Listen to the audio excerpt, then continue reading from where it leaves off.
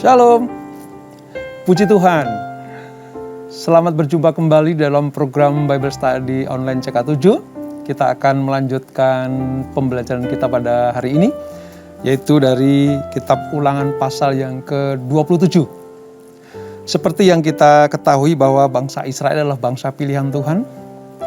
Bila ia taat setia kepada perintah Tuhan, dengar-dengaran kepada firman Allah, maka Tuhan akan memberkati.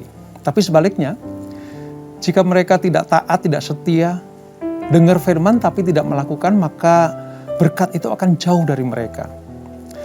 Nah, pemaparan Ulangan pasal 27 ini seperti apa? Mari kita minta Tuhan membimbing kita, Tuhan menuntun kita, supaya apa yang kita baca, kita renungkan, dan kita lakukan itu betul-betul seturut dengan kehendak Tuhan. Kita hampiri Tuhan, kita datang masuk dalam hadirat-Nya, supaya Dia menjamah kita, saudara. Kami bersyukur Tuhan, kami bersyukur kepadamu Yesus, buat kasih setia-Mu. Kau Allah yang ajaib, Kau Allah mulia, kami sembah Engkau Tuhan.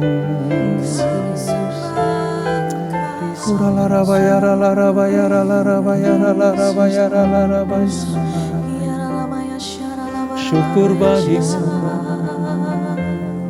syukur bagimu Tuhan. Kau sangat baik, Kau teramat baik. Hanya Engkau Yesus, hanya Engkau Yesus. Saat ku masuk ke hadirat-Mu, ku tersungkur dan sembah-Mu.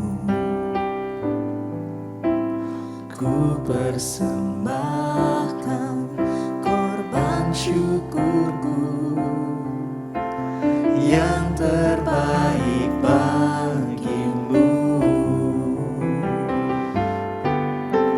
Saat ku masuk ke hadirat-Mu, ku tersungkur dan sembah-Mu. Ku persembahkan korban syukurku yang terbaik bagi-Mu. Ku bawa korban syukur ke tempat kudus-Mu Tuhan. Hatiku limpah dengan syukur, sebab Tuhan baik. Oh, sebab Tuhan baik. Amin Tuhan, Kau sangat baik dan teramat baik bagi kami. Saat ku masuk ke hadirat-Mu, ku tersungkur dan sembah-Mu. Ku persembahkan korban syukurku yang terbaik bagi-Mu. Ku bawa korban syukur ke tempat kudus-Mu Tuhan.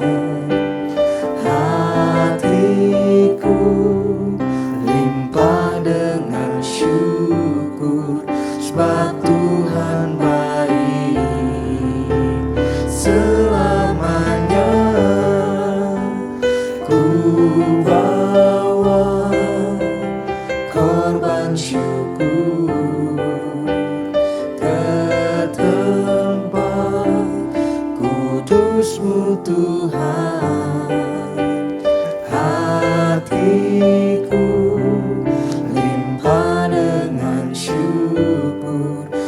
sebab Tuhan baik selamanya.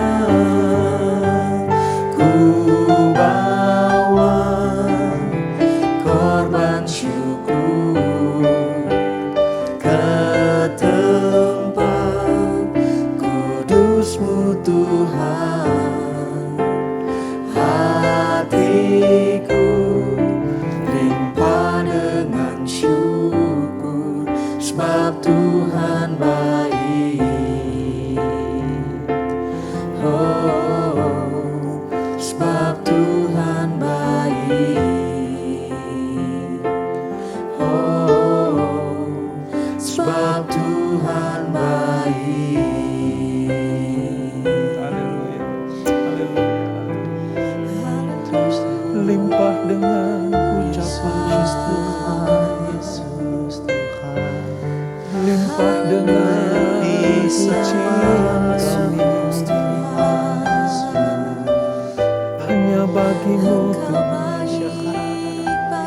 hanya untukmu Yesus. Hormat pujian dari kami umat-Mu. hanya bagi Terima kasih Tuhan Yesus. Terima kasih.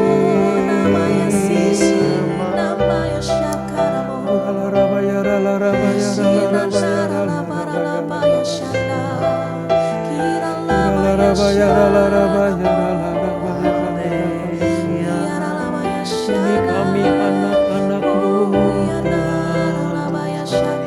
Ini kami umat-Mu Tuhan.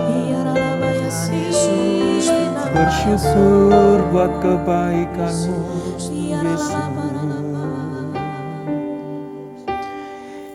ini aku, semua milik-Mu, ku serahkan padamu Tuhan.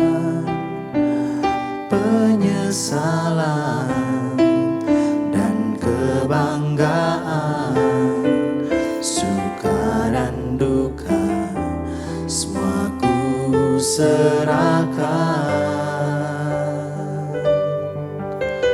Yang telah lalu, yang akan datang, hasrat dan harapannya terbayang.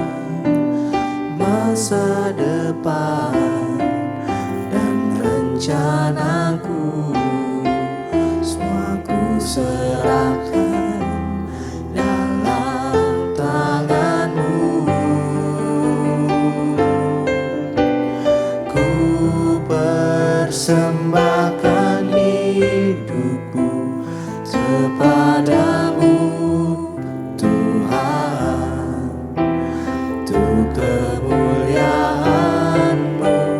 Ku berikan hidup ini sebagai persembahan yang berkenan padamu. Amin Yesus. Ini kami ya Tuhan. Ini aku, semua milik-Mu, ku serahkan padamu Tuhan. Penyesalan dan kebanggaan, suka dan duka, semua ku serahkan. Yang telah lalu, yang akan datang, hasrat dan harapannya terbayang. Masa depan dan rencanaku, semua ku serahkan dalam tangan-Mu. Ku persembahkan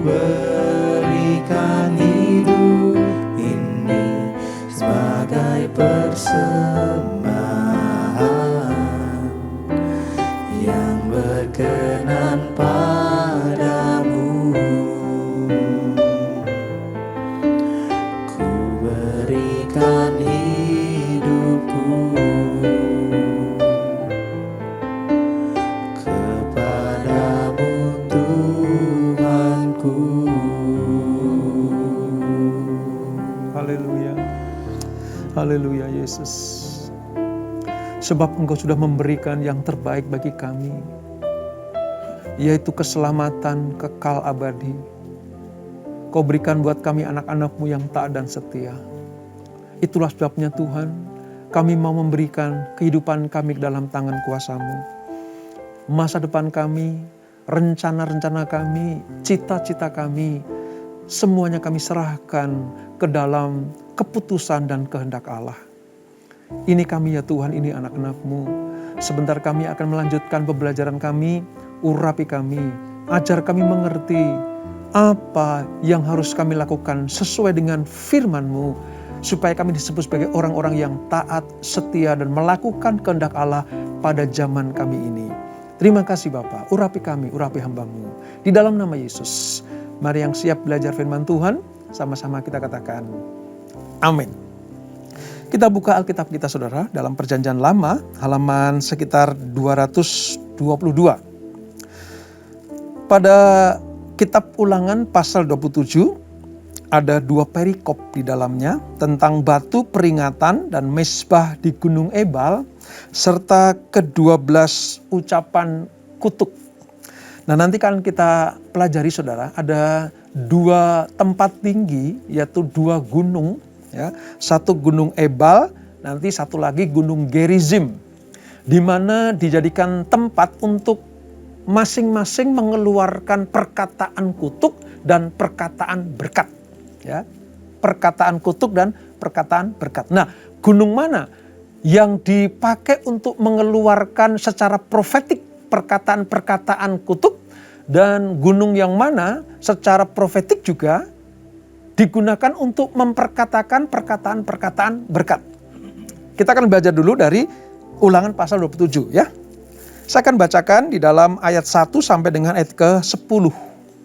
Nanti kalau ada ayat-ayat yang penting kita akan baca ya saudara. Demikian firman Tuhan. Batu peringatan dan mesbah di Gunung Ebal. Lagi Musa dan para tua-tua Israel memerintahkan kepada bangsa itu, berpeganglah pada segenap perintah yang kusampaikan kepadamu pada hari ini. Dan pada hari kamu menyeberangi sungai Yordan ke negeri yang diberikan kepadamu oleh Tuhan Allahmu, maka haruslah engkau menegakkan batu-batu besar dan mengapurnya. Lalu pada batu itu haruslah kau tuliskan segala perkataan hukum Taurat ini. Sesudah engkau menyeberang, supaya engkau masuk ke negeri yang diberikan kepadamu oleh Tuhan Allahmu, suatu negeri yang berlimpah-limpah susu dan madunya, seperti yang dijanjikan kepadamu oleh Tuhan Allah nenek moyangmu.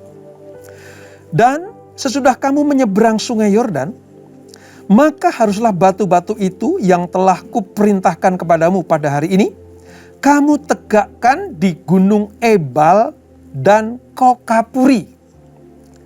Juga haruslah kau dirikan di sana mesbah bagi Tuhan Allahmu, suatu mesbah dari batu yang tidak boleh kau olah dengan perkakas besi.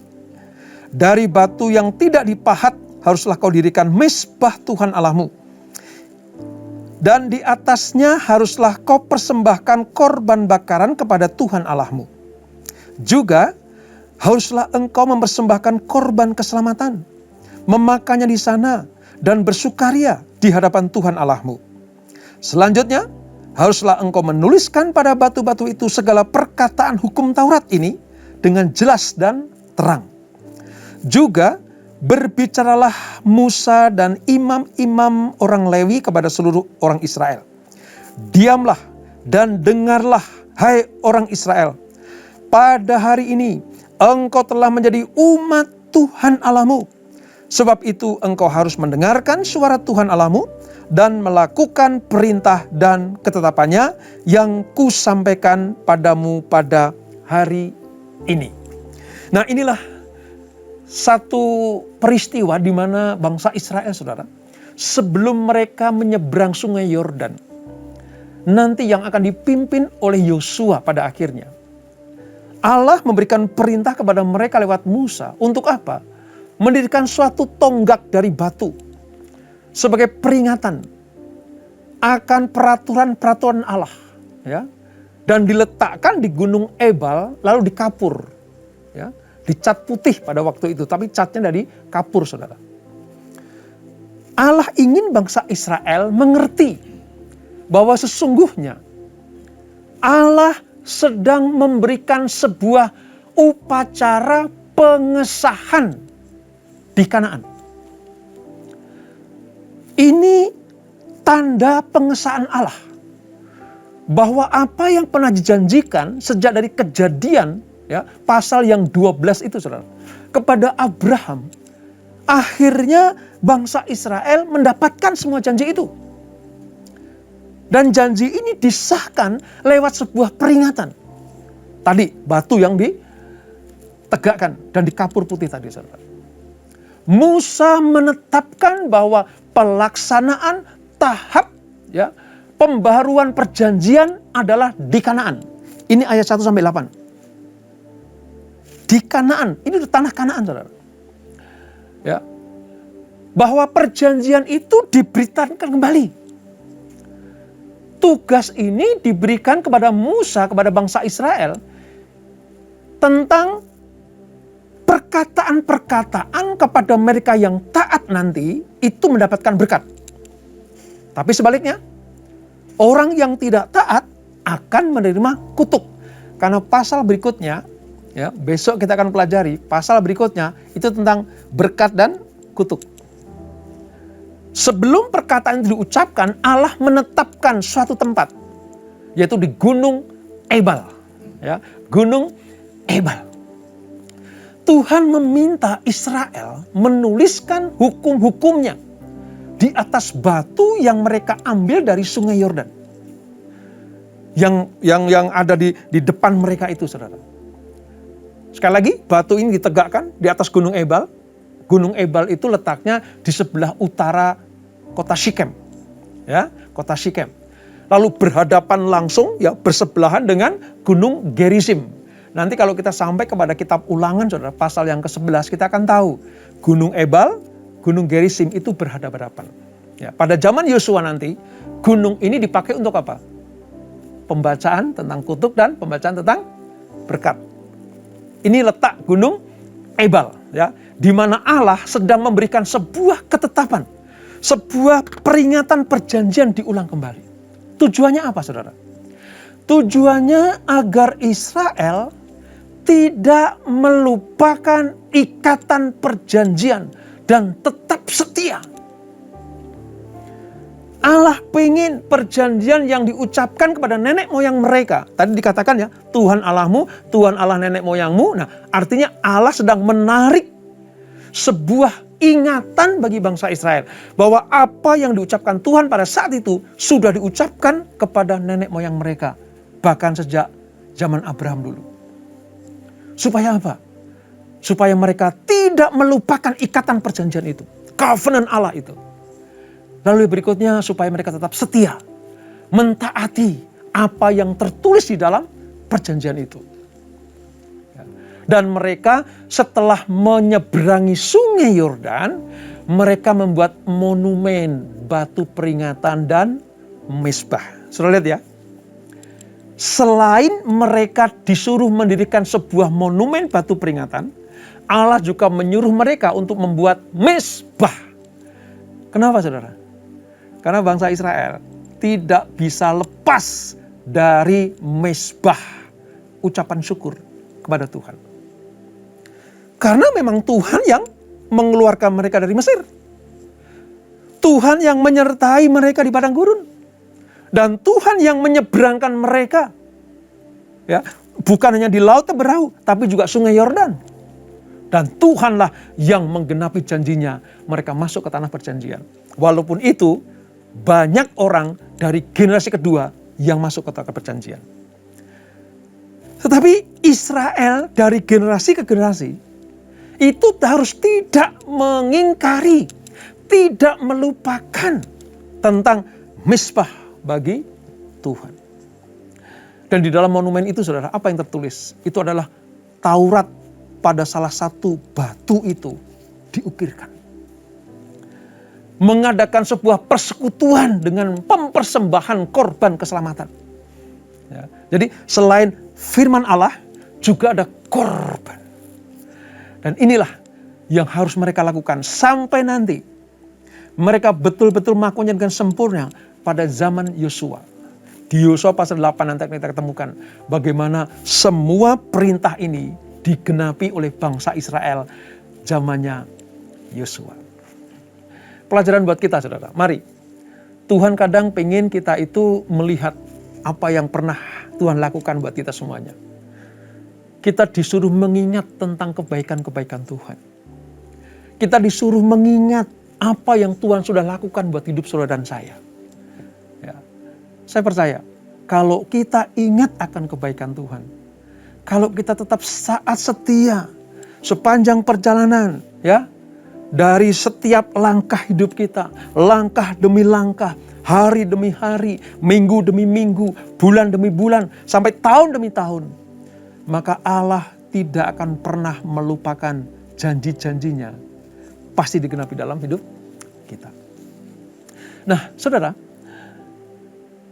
kepada bangsa Israel, Allah itu betul-betul sangat memperhatikan, saudara. Ada sebuah perkataan Musa kepada bangsa Israel tentang apa? Tentang mereka disebut sebagai umat Allah. Ini yang membuat saya sangat bersuka cita, saudara. Mari kita lihat di dalam ayat 9 ya. Kita lihat. Juga berbicaralah Musa dan imam-imam orang Lewi kepada seluruh orang Israel. Apa kata Musa? Diamlah dan dengarlah, hai orang Israel. Pada hari ini engkau telah menjadi umat Tuhan Allahmu. Sepintas sepertinya kok tulisan ini atau perkataan Musa ini baru diucapkan setelah mereka menyeberang sungai Yordan. Apakah dulu-dulunya bangsa Israel itu bukan menjadi umat Allah? Apakah dulunya umat Israel itu bukan umat pilihan Tuhan? Saya mau katakan tidak seperti itu, saudara. Justru Musa mengingatkan kembali kepada bangsa ini. Ingat, sejak nenek moyang kita masuk ke Mesir, ya, yang diawali oleh Yusuf. Lalu Yakub pindah ke Mesir. Mereka mati di sana, mereka beranak pinak. Tapi lalu dijadikan budak selama 400 tahun. Engkau tetap umat Allah. Ingat, kata dengarkanlah itu artinya Shema. Shema Israel, dengarkanlah hai Israel. Ingat, ketika kita teriak-teriak, kita dikeluarkan dari Mesir lewat tangan Tuhan yang kuat itu. Itu menandakan engkau umat Allah. Ingat hai orang Israel, ketika di padang gurun Allah memelihara kita, menuntun langkah demi langkah. Kita bergerak kemana Allah menuntun kita. Siang dikasih tiang awan, malam tiang api. Ya, mana tidak pernah berhenti turun untuk memberikan makanan buat kita. Air tidak pernah berhenti untuk memberikan kita minum. Allah menghalaukan bangsa-bangsa yang akan memperberat langkah kita. Ingat, saat itu pun kita umat Allah. Dan baru saja kita melihat bagaimana tangan Tuhan memimpin kita untuk menyeberang sungai Yordan. Ingat, kita pun umat Allah. Jadi, dalam posisi apapun, dalam keadaan apapun, ya, kita disebut sebagai umat Tuhan, Allah kita. Peringatan ini bukan hanya kepada bangsa Israel, saudara. Buat kita, buat saudara dan saya. Pada musim dan waktu, segala musim dan waktu, pada keadaan apapun juga, Tuhan tetap menjadi Allah kita dan kita tetap menjadi umatnya. Oleh sebab itu, Musa mengingatkan, diamlah dan dengarlah. Kata diamlah dan dengarlah ini mengandung arti bahwa ini yang akan aku ucapkan ini penting buat kalian. Shema Israel, dengarkan hai Israel. Kamu adalah umat kepunyaan Tuhan Allah kita. Ini sebuah predikat, saudara. sebuah kedudukan yang tidak sembarang orang dan bangsa miliki. Hanya Israel. Pada waktu itu, hanya Israel. Tapi sampai kepada zaman perjanjian baru, saudara, selama kita menjadi anak-anak Tuhan, percaya kepada Tuhan Yesus, maka saudara dan saya disebut sebagai anak-anak Allah. Dan berhak menerima janji-janji Allah seperti ini. Mereka yang ada di sungai Yordan itu, yang sudah menyeberang sungai Yordan adalah keturunan Abraham lewat darah dan daging. Sementara kita adalah keturunan Abraham lewat jalur iman. Jadi kalau Allah yang sama yang memberkati bangsa Israel, maka Allah itu juga yang memberkati kita karena kita sama-sama menjadi milik Tuhan. Dan Dia adalah Tuhan Allah kita. Ini maksud Musa dikatakan diamlah, dengarkanlah. Hari ini buat kita. Hei, semua orang percaya. Hei, mereka yang disebut sebagai orang Kristen yang taat dan setia. Diamlah dan dengarkanlah. Kalian adalah umat Allah. Kalian adalah umat Tuhan. Jadi luar biasa. Firman ini berlaku bukan hanya bagi mereka, tapi juga kita semuanya. Nah, saudara, pada bagian yang kedua tentang ke-12 ucapan kutuk ini, saudara, saya akan sedikit kasih gambaran begini.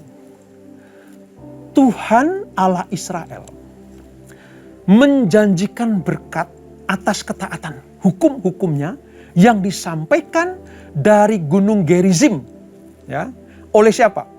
Oleh suku-suku Israel, yaitu suku Simeon, suku Lewi, suku Yehuda, suku Isakar, suku Yusuf, dan suku Benyamin. Kalau kita baca ayat 11 sampai 14 ini.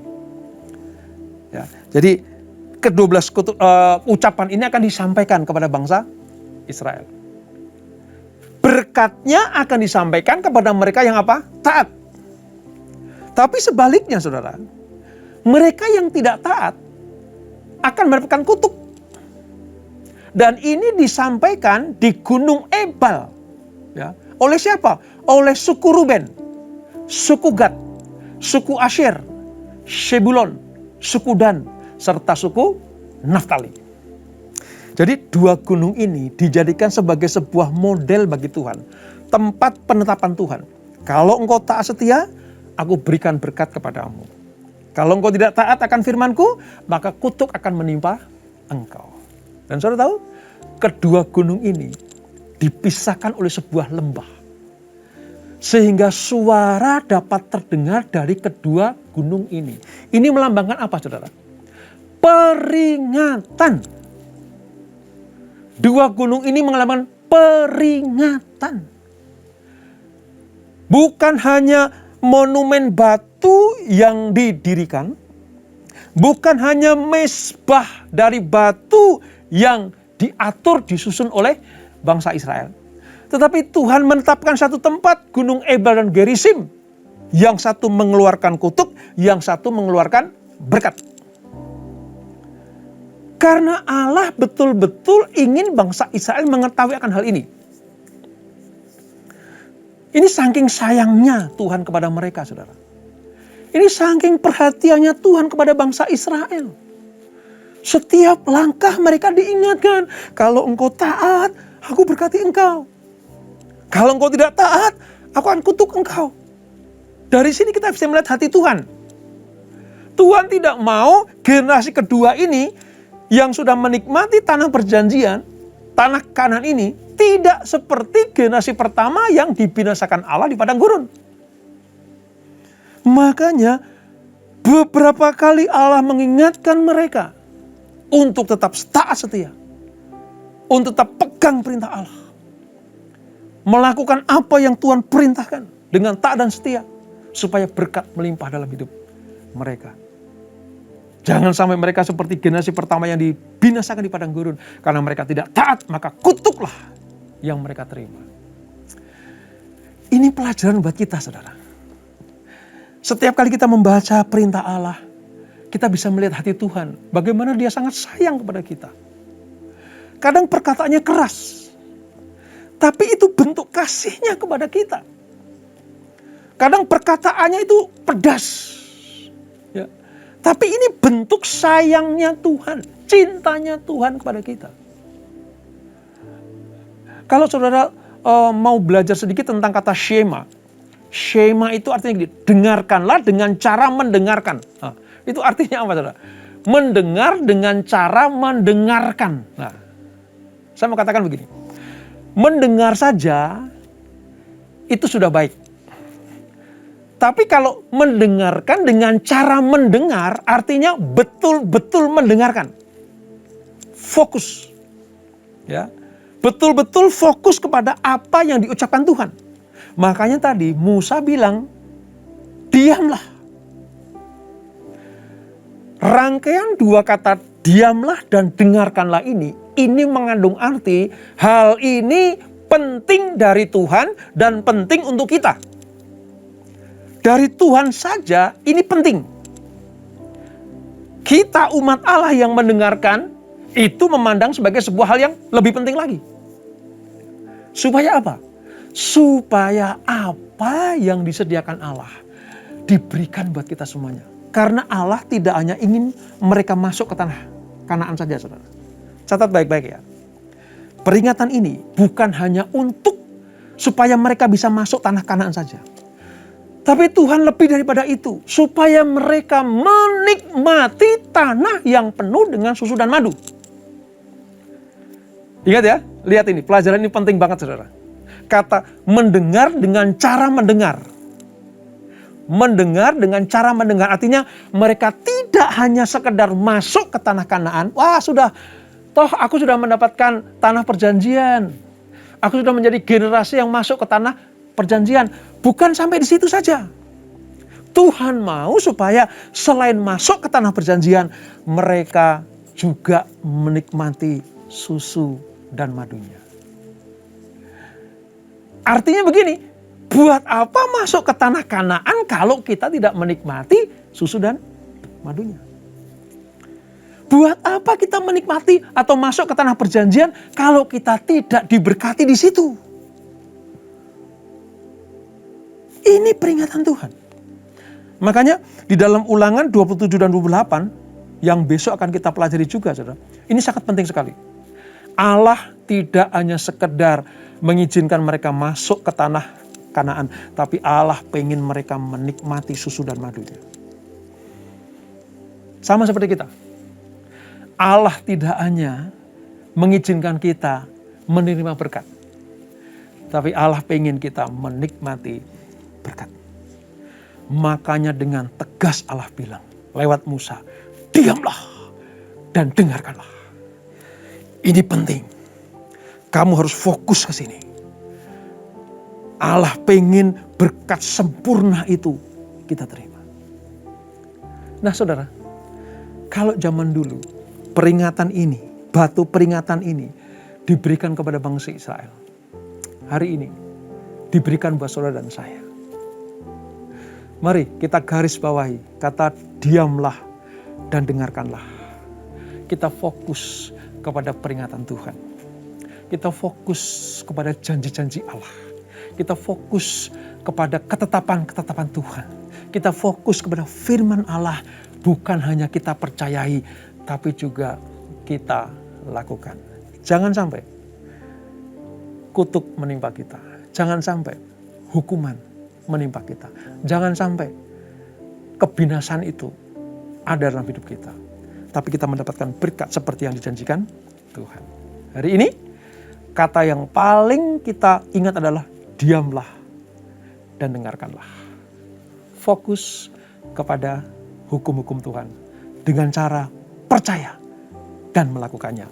Maka segala berkat akan dilimpahkan buat kita semuanya. Kita tundukkan kepala. Bapa, terima kasih.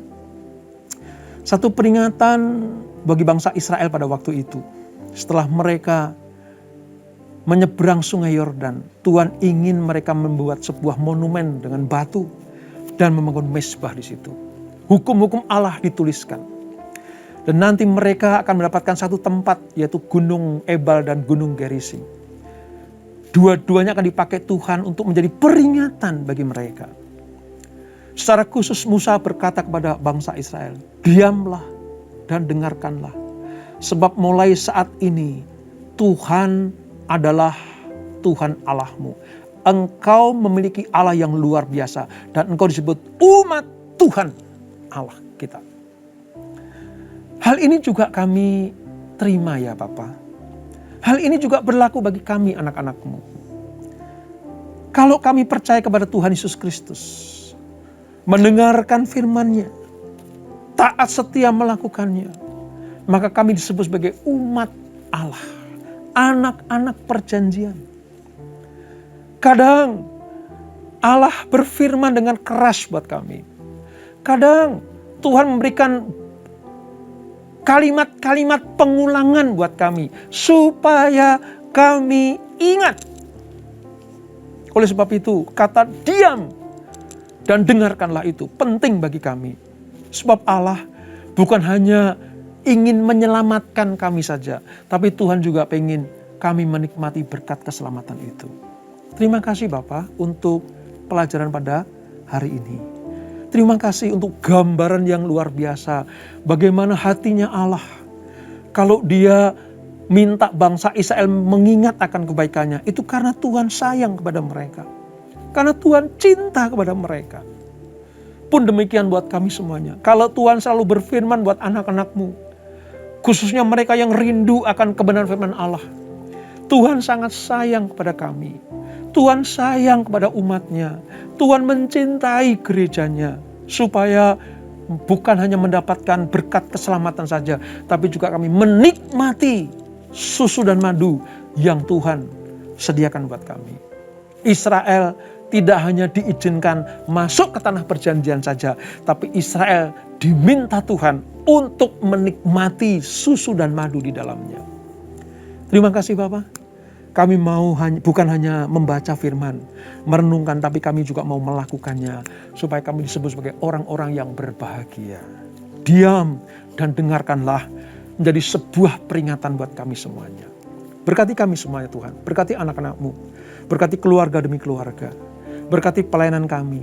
Berkati usaha bisnis kami semuanya. Berkati kami ya Tuhan. Berkati masa depan kami yang penuh dengan berkat-berkat yang melimpah itu. Sebelum kami berpisah, kami siapkan hati kami terima berkat yang daripada-Mu. Kekasih Kristus, arahkan hatimu kepada Tuhan. Terimalah berkat kasih anugerah dari Allah Bapa yang berlimpah-limpah. Di dalam anaknya yang tunggal Tuhan Yesus Kristus. Dan persekutuan yang manis dalam Roh Kudus menyertai kita semuanya. Mulai saat ini sampai Maranatha. Tuhan Yesus datang untuk yang kedua kali. Menjemput kita semuanya. Bertemu di awan-awan yang permai. Menikmati kemuliaan kekal sampai selama-lamanya. Yang diberkati. Sama-sama kita katakan, amin. Tuhan Yesus memberkati.